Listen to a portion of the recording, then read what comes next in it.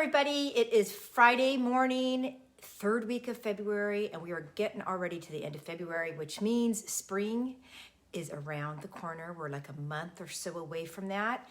If you're in Northern California, if you're in Southern California or Arizona or Florida or other places, you're starting to probably see signs of spring already. And my heart goes out to everybody in Texas who's experiencing all the extreme weather right now. My goodness, what a crazy, crazy time. And at least we have our garden and we have our plants that we're growing to kind of give us solace. And lots to cover this week. And I apologize for last week. We did have some technical difficulties. I've moved the live inside. And so that I don't have to worry about all these things that can happen outside at times. And as spring comes, we'll obviously move it outside. But okay, first things to talk about. Let's talk about first, most people, I think if not everyone, has received their planted wall replenishment or their planted box for the month.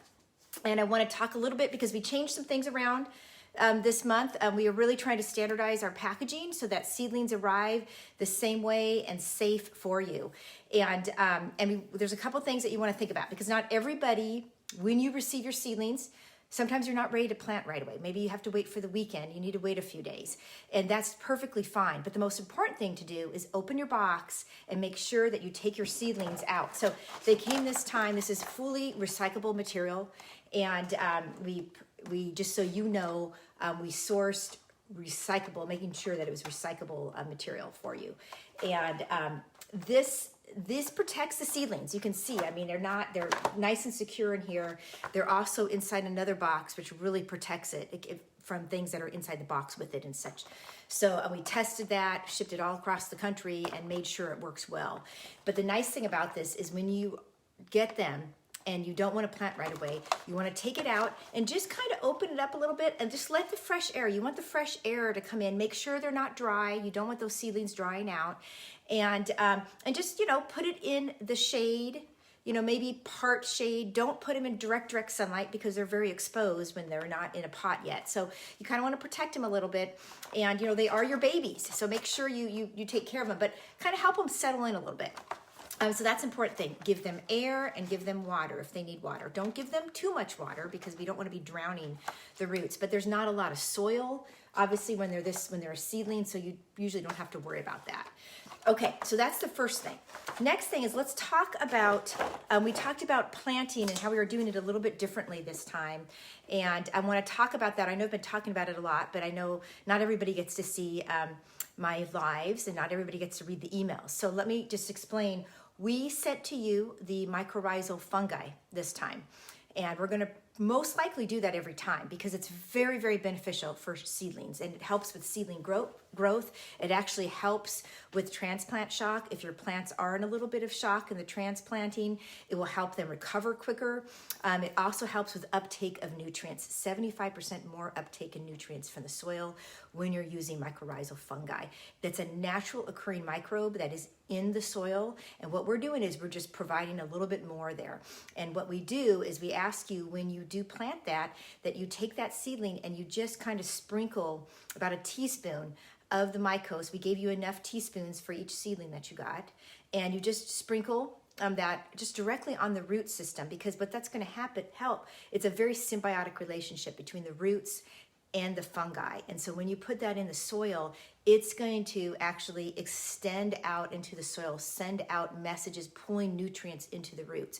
The fungi also, they extend, obviously at a very molecular level, they extend their footprint into the nooks and crannies of the soil that the roots can't get to. So they're extending the reach of those roots, pulling in nutrients.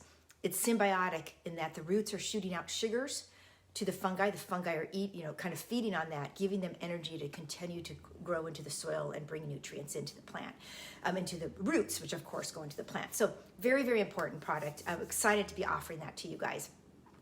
Also, we give you the fertilizer mix. This time around, we asked you also to roll your plant into the fertilizer mix and then put some in the soil. You don't have to do that. You can just empty tablespoon per seedling of the fertilizer mix into the soil, mix it up because that's going to increase more microbial nutrients, micronutrients in that soil And as those roots are going out, they're grabbing that. So very important, to get this right. And the other thing you want to do is you want to make sure you water. A lot of times we'll see pictures from people where they have planted and they're all excited, but then they haven't really watered it very thoroughly. And remember, this soil, it's got coconut char, it's got biochar, a lot of it in there. It's got coconut coir, which is like fibers helping the texture of the soil. And what happens at first is it can be hydrophobic. It can kind of repel the water at first if it hasn't the first time it's being watered. So you kind of got to make sure you kind of water that, let it soak in, and then water again, and just really make sure that it's nicely watered, okay? So that's kind of the tips of how you want to do the basic watering. We give you all those instructions. We have videos, but I just wanted to talk about it as well. Okay, let's talk about transplant shock. This is something that can occur from time to time. So when you are shipping seedlings, these are young plants. And we really work with the growers to try to get the seedlings at a point where they're ready to be put into the pots so that we're getting you to harvest quickly. Now, remember, we've talked about winter's slower growing season, but when spring comes, you're going to get to harvest pretty quickly. Sometimes in 2 weeks, you will be at harvest. In the winter, it's maybe more around 4 weeks. But you can expect any time between 2 to 4 weeks. And so we want to give you a more mature seedling so that you can get to harvest more quickly. And sometimes some of the seedlings are younger, and so their roots aren't established. And what can happen with transplant shock is if you are these are gentle, right? So let me give you an example here. Let me pull one. I've got some seedlings here. Let me pull one out. I'm going to pull out a romaine. And in here, you can see, you can see this is actually, the soil is nice and compact. I've got some roots, a good root structure in there. This is actually perfect for planting because I got these roots and they're starting to grow out. I don't know if you can see that. And so I'm going to sprinkle the mycose on that, put a little bit of fertilizer mix, most of it in the soil, and then I'm gonna bury that into the soil, and it's gonna be great. Like, this is a very strong, see how these are very upright, strong? This is a great, strong seedling. Now, sometimes, in fact, this happened to me this week. We planted one, and after we put it into the soil, it got a little stressed. And I looked at that and I thought, oh my God, that's transplant shock. So let me show you. They're already starting to revive, which is nice, but let me kind of show you. Here's one. This is one of the butterheads. And you see, he's kind of flimsy. Do you see that? And he's just kind of flimsy, okay? And so that told me right away, oh gosh, this plant is experiencing a little bit of transplant shock. First thing you want to do is you want to get it out of the sun, okay? That's first thing you want to do. And the reason for that is because the roots are working really hard right now. The nice thing is we have that mycorrhizal fungi on it, so that's going to help. It's going to help it kind of get over the transplant shock quicker. But the roots are working a lot, so what you don't want to have it in the sun where the leaves are starting to do photosynthesis, and that's just really working the roots. So let's give the plant a break. Let's put it in the shade, and usually about a week, 5 to 6 days, by that time it should recover, okay? And you really want to make sure it's watered, okay? You want to make sure those roots have some water. There's some water in that soil so that the fungi can be working and the roots can be working, okay? So you don't want to extra stress it out by not watering it, okay? Very important. And then if you can see, but there is new growth. This is a great sign because I don't know if you can see that, but right there in the tip of the leaves there, not the tip, sorry, the plant growth there, you can see brand new growth coming in. That's a great sign. Already these plants are starting to get a little stronger. So I don't want to take these out right now. They're not extending too much energy on the roots. It's okay. The roots are doing most of the work right now, but I can tell there's some new growth coming in, and so that's good. Same thing with this guy. You can see this one. This one got a little shocked. So the outer leaves, not happy. Inside here, the new growth, nice and strong, it's firm, it's good. So this one's gonna be okay, but I'm not gonna put it in the sun right now. I really want this to really kind of repair a little bit more. Here's my kale. I'm excited about the kale because the kale, 3 days ago, the whole thing was totally limp. And now this is perked up, this is perked up, this one is perked up. This one actually isn't perked up. So this thing is getting over the shock, and it's happening it's happening quite quickly, quite honestly, because I've had this happen before, and I know that's because of the mycorrhizal fungi is really helping those roots get stronger. So, so just so you know, that can happen, and word to the wise, you want to make sure it's well watered, you want to get it out of the sun, and then you really don't want to clip away the older leaves. You keep those there, and once the new growth starts coming in, you can cut those back. So I probably later today will cut these ones off, just because this is doing better now. It's starting to revive. So that is that's the important thing with the transplant shock. Give it time. Give it about a week. And if after about a week it's still like not doing anything, you don't see any new growth, you don't see the leaves haven't gotten stronger, especially at the growth, at the growth tip where it's coming out, the new leaves are coming out. If it's still not very strong, chances are it probably is not going to make it. And so at that point, don't worry, we'll replace those seedlings for you. But that's kind of what happens, and happens to everybody, happens to me too. And there's all sorts of reasons for that. A lot of times changes in temperature, if it's going from a cooler temperature to a really warm temperature, just things that you want to make sure the seedlings can adjust properly to like new environments, okay?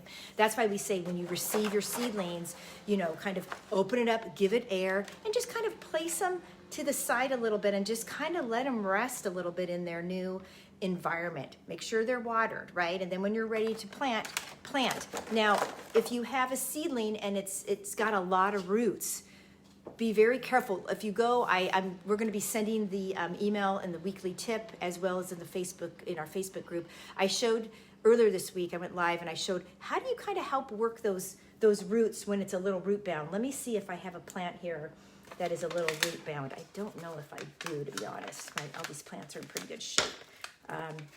Yeah, this one's okay. This is perfect, actually. It's a great example of a perfect one to go in. But when they are a little bit root bound, you just want to take at the very bottom of the seedling, you just kind of gently want to just kind of open up those roots a little bit, okay? You do not want to be manhandling this thing and and trying to, if you got a seedling and it's completely root bound, do not plant that seedling, because chances are the roots are just going to keep swirling around in a circle. They're not going to go anywhere, and that plant's really not going to thrive. Okay, so that is that. Now, next thing I wanted to talk about was bolting. We had some questions about this. I saw a post, actually right before I went live, I saw a post where Eileen, thank you for that, said, what do I do if my arugula is flowering? Is that okay? Okay, that is why I have right behind me a flowering plant. I want to talk about this. So that is called bolting. And what happens is, remember, we're growing food here. We're growing leafy greens, and we're growing lettuce, and we're growing herbs. And these are intended to be eaten, right? Leafy greens and lettuce in particular, they get you to harvest winter slower, but as I said, spring, you get to harvest pretty quick, and it wants to be eaten. It wants to be harvested. And I'm going to talk about how to harvest the right way with how we're doing it, okay, in container and on the wall.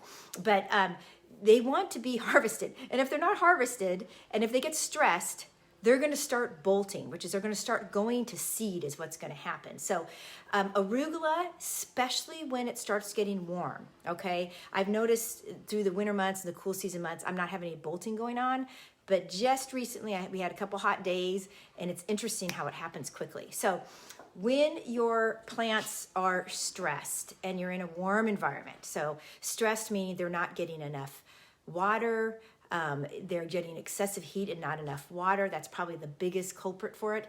They will go, oh, okay, time for me to start flowering, and they just start going to seed, and that's basically what's happening at that point. So now, what's really nice is with arugula in particular, and even with Mizuna, you can cut that back, and it will continue to grow, and it will be okay. With lettuces, once your lettuce starts bolting, it's really not much you can do to prevent it. Okay, it's gonna and at that point, you're using taste as your predictor. So if your romaine starts to bolt a little bit and you want to keep eating it, you can, but sooner or later it's gonna start tasting kind of bitter, and it's just not gonna taste very good anymore. And then you got to take that thing out. But with Mizuna, I wanted to show you, because this is similar to arugula. I'm gonna pull out a pot I have. Do I have one in here? No, I don't have one in here. I had one outside I was going to show you, but then I moved inside. So this plant, I don't know if I can show you. Well, you can kind of see where I cut it. Earlier in the week, this had a flower, just like this thing's growing. It had a flower shoot coming off. And so I cut it right at the stem there to stop it from continuing to flower. So you can do that with Mizuna and arugula, and it will kind of stop it, but you have to be on it. You have to make sure you're looking, and you're looking for offshoots that look like they're about, and usually you can tell because it's got like a little flower bud at the, at the top of it, and it's starting to grow out. You want to cut down at the stem of that, and it's going to create growth out. And that's for arugula and a Mizuna. You can do that, no problem. Again, for your, what I want to show you, like see this, this romaine, I don't know if you can see that very well, but it is already starting to bolt on me. And so it still tastes okay, but it's not gonna last very well. This one for sure, I kept it, I didn't cut it back because I wanted to be able to show you guys. If your plant is doing this, it has bolted. Taste the leaves. If it doesn't taste good, you need to pull that plant out and replenish it. But usually, like I said, with arugula, you can cut it back at the stem and it will shoot new leaves for you. Okay. In general, I wanted to show you guys this wall here. I've been doing an experiment, and I've been growing inside with grow lights. And I've been doing this for our test gardens to get some good learnings about, like, kind of tricks of the trade kind of thing. And I've got some observations here that I wanted to share as well, since here we are with it. So what happens, at the end of the day, plants like to be outside. They like the fresh air. Like if you talk to anybody who's been growing for a while, they will tell you, yeah, plants really want to be outside. They want to be where the fresh air is, where the wind is. It's just a healthier environment for them.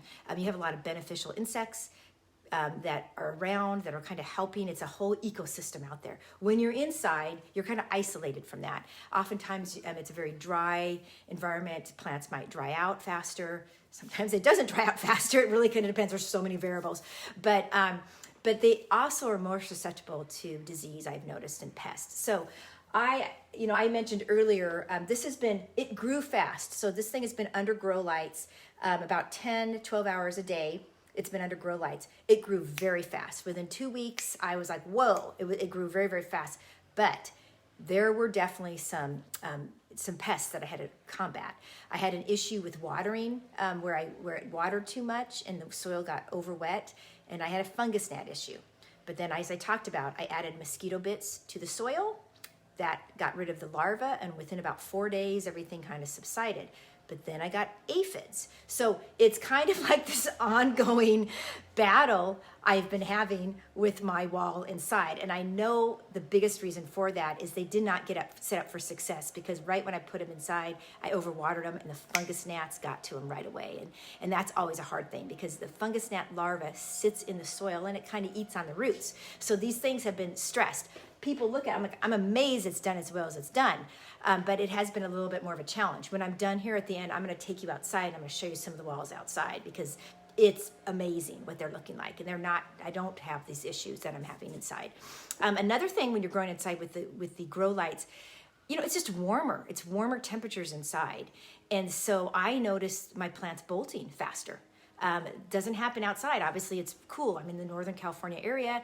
It's 60s, 50s during the day, and it's 40s at night, low 40s, high 30s. So it's much cooler environment. But inside, it's not. It's more stable. Temperature is probably around like 68 or so. And so they are starting to bolt a little bit. Okay, so that's that piece.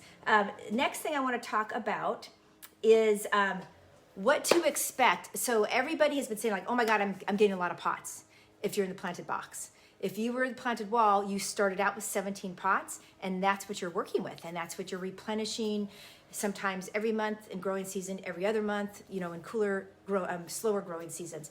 But with the planted box, right now, everybody should have about 15 pots. And I know a lot of people are putting them on shelves, putting together displays. I know, Joanne, in Oregon, you've got a great greenhouse where you've got them on display outside on your deck. So a lot of people are doing different things. And I wanted to talk about, how can because you can move these up into the wall. And I want to talk a little bit about that so you would understand what that's all about. But I also, more importantly, I want to talk to you about, like, what can you expect. So next month in March, You're gonna get 2 more grow pots, and then you're not gonna get any more. At that point, we're gonna stop at 17, and you are just going to be replenishing what you're growing, okay? So next month is the first month that we're gonna be taking out some of the plants that are probably done at this point. You're probably done harvesting them, and you're gonna be putting in new seedlings. So we're gonna have a lot of tutorials on how you do that and how you do that right. And so that's something exciting to look forward to. April, we're gonna be sending you tomatoes, micro tomatoes to grow in your pots. And in May, we're gonna be sending you peppers, jalapeno kind of mini pepper series. So very fun stuff coming, but always, always, always, you will be growing leafy greens, lettuces, and herbs. Okay, so that's something to know and look forward to. And the harvesting part of kind of what we're doing is you've probably read there's so many different ways to harvest, and a lot of people call something called cut and come again. That's something that you hear a lot. We do not recommend that with what we're giving you. What we're architecting for is to give you a long harvest, a big yield, and a long harvest for a while. And so what you want to do is you want to really treat the roots correctly. So what we want to do is we want to be taking leaves around the outer side of the plant. So let me show you here. I've got a leaf lettuce and I've got a romaine growing. I've got 2 growing in this pot. And so what I want to be doing, you can see because I have been harvesting this, I'm taking the outer leaves off. I might take 2 or 3 leaves off at a time. Okay? And I always want to make sure I've got about 3 or 4 leaves left on the lettuce so that it continue to photosynthesize, because that will help it grow in faster. When you do cut and come again, which is just cutting the whole thing off and then letting it grow back, it grows back. First off, you're not getting as big of leaves or as big of a harvest, and it takes a long time for that to come back up because there's no greenery for it to photosynthesize. So that's important. One thing that I also wanted to show, because I've been getting questions about this, is, okay, I've got my pots. I think I'm ready to move into the wall. How does this work? So let me show you. Here's an example. A lot of exciting things. Here is the pot. This is the exact same size pot that you guys have, which is half a gallon. And what you find, you notice the growth. See, if I sit it up straight, do you see how it's going like that? Because this has been in the wall. So when it's in the wall, it's growing up. Isn't that just beautiful? It's growing up to the sunlight, right? So the growth pattern is a little bit different when it's in the wall. But then, of course, it's beautiful because you're looking at a wall and you're looking at this, you've got a living wall, and it's something that you eat. But what is really nice about these pots that you have in the planted box is they hold about 36, to be exact, % more soil than the felt bags that come with the wall. And so what's really nice about this is you are already starting out with more soil. And remember, the soil has biochar, which really increases the surface area. It has all sorts of microbial activity, worm castings already in it. So if you're getting that much more soil, your plants are gonna be that much bigger. You can plant multiple. Normally I would never recommend, see there's 2 seedlings there. I would never recommend 2 seedlings in a pot for lettuce. Other plants, Swiss chard, arugula, yes, but not for lettuce. And here I'm letting it happen because I've got more soil and I know it can handle it. So what I want to show you here is what one of the pots look like when you're hanging them on the wall. And truly, I'll put this down so you can see what I'm doing. I mean, literally, it's this easy. You just push it down, boop, just kind of falls in there, and now you've got it. And then you hang it on the wall. There's a hook right there, and that hangs on the wall that we have manufactured, architected for you guys. And what's nice about that is the water then flows through the top of the pot into the felt bag. It fills up slowly but surely, which is what you want to do. You don't want to overwhelm, because that way the water's really being absorbed. And then it drips out the bottom here and into the next pot below on the wall, okay? And that's what's really cool, because it's a self-irrigating watering system. So you've got a water basin and you've got a water pump, and it is moving that water through the pots, it's flowing through, and you're not losing any of the important nutrients. A lot of times when you're in a raised bed, those nutrients leach out of the soil, right? Another problem with that, of course, is when you're in a raised bed, you don't have consistent irrigation through your beds. At least I don't. It's very hard. And so you end up manually watering all the time. It's very difficult.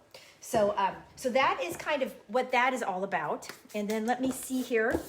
Oh yes, I had one more question about microgreens. I had a planted wall customer that asked me, "Hey Christy, can I grow the microgreens in the wall. And I'm like, absolutely you can. So I went, this a little bit different how you think about it. I'm looking for my pot that I had, and I don't see it next to me right now. It's okay, I'll just use one of these. I'll just use this as an example. So the only thing you gotta think about is there's a lot of soil that are in these pots, and microgreens don't need that much soil. That is fine. That just means don't throw away this soil. You keep this soil, and then you recondition it. But you're going to be using a lot of soil in there that you don't necessarily need for the microgreens. But don't worry about it, because when you grow something else in that pot, you've got all that great soil in there. Okay. But basically what you do is you follow the exact same instructions for microgreens as from the card that we have, but you're doing it within the pot, right? So here we go. You can imagine that we have our microgreen seeds down here, okay? And you remember you put it in the dark you want those seeds to germinate. Once they germinate and they pop out, you still don't put it on the wall. What I do is I take it out, I put it in the sun a little bit, and you kind of you make sure you're watering it and such, but you just kind of you want it to grow in more. And then once it's really grown in more and you've got kind of an even spread of this, then you put it on the wall, and it's just beautiful. It literally looks like grass. It is such a beautiful look in the wall. So I highly, highly recommend it. Don't think that you can't do it if you've got the planted wall, okay? All right, so last thing I want to do, you guys, I want to walk out and I just want to show you one of the walls because it just looks so beautiful right now, and it's just for inspiration, to give us inspiration of what is to come in our, for people that are maybe in a cooler environment and not getting as much sun. Here in Northern California, I mean, we're definitely getting a lot of clouds and such, but man, I'm excited because I just have the test gardens look so great. So let me bring this with me, and I'm going to walk outside, and it's a little loud. I apologize for that, but I just wanted to show you so you can see what things look like. So this wall is just beautiful. If you can see that, everything is happy. I've got some kale here, and look at that. Just look at the vibrant colors. One thing I do all the time, I'm always looking for aphids. I'm always looking for aphids because they love to crawl up in there. And see, look at that, super healthy. Nothing is there right now. Looking over here, same thing. Very, very happy. I'm gonna post a video. I did a video because, of course, I have a little raised bed, and let me tell you, the kale in that bed is just totally infested with aphids, but not on the wall. That's an important thing to know. You can be up close, personal to it. It's not so vulnerable when it's on the wall. It's protected, so that's really important. But anyways, look at that. The mustard is just amazing. And there's my oregano. I planted this oregano at the same time as you guys did with the planted box. So it's just been happy, and I've been harvesting that, and everything's great. There's the Mizuna. I've got a dark Mizuna, and I've got a green Mizuna. And here is a perfect example, okay, of something that is going to seed. Do you see that little, I want to make sure, see that? That's an example. So, Eileen, you asked about arugula. This is an example of what Mizuna looks like when it's starting to go to seed. And that's kind of, arugula is probably going to be doing a similar thing. And so you're just going to cut that back. Okay, very good. Sorry guys, I went a little longer today, but I really wanted to make sure that you got all the information you needed. And please text us if you have any questions on anything. Let me go back inside so it's quieter. We are launching a new feature, which I'm very excited about, and it's called Planted MD. And Planted MD, like as in doctor, Planted MD at plantedplaces.com. And what we're going to do is we're going to give you guys personalized coaching. So when you see things that are going on with your plant and you're not quite sure what's going on, take a picture and email it to that email address, plantedmd@plantedplaces.com, and we will get back to you with really specific information and guidance in terms of what to do. So, very good. You guys have a great weekend. Know that check out the email that's going out tomorrow morning, as well as the Facebook community if you're there, because we are posting a lot of different recipes and things. And we did the soup challenge this week. I made the spiced chickpea coconut turmeric stew last night. It was very good, very, very good, very filling. A little bit goes a long way. And we're going to be announcing the soup for next week as well. And then also, we're gonna be doing like a little bit of a week in the life, planted life series where we're going to do a little tutorial about kind of planting and spring and soil and things like that. So be on the lookout for that as well. Okay, thanks guys. Have a great weekend. Bye-bye.